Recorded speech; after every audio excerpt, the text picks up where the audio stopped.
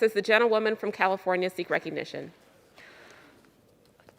Ms. Chairwoman, I have an amendment at the desk. The clerk will designate the amendment.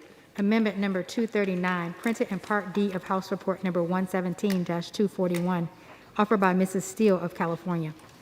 Pursuant to House Resolution 900, the gentlewoman from California, Ms. Steele, and a member opposed will each control 5 minutes. The chair recognizes the gentlewoman from California.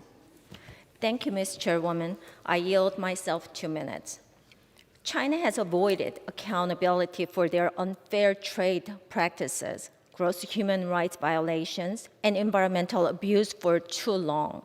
My amendment would require the Chinese Communist Party to match a mission, cutting targets established by the United States. China accounts for 28% of global greenhouse gas emissions, more than any other country in the world. This amendment takes necessary steps to hold China accountable for their pollution. It is time they are held to the same standards as any other developed country.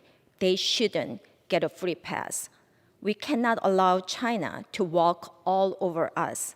I also want to address what was said by my colleagues on the other side of the aisle about criticism of this bill. 2 days ago, Democrats suggested that criticism of this legislation is Asian bashing and xenophobic. What a nonsense. Let me be clear. I'll never back down from calling out CCP for their transparency and be responsible. We should all be on the side of free speech, democracy, and human rights. Ms. Chairwoman, that I reserve.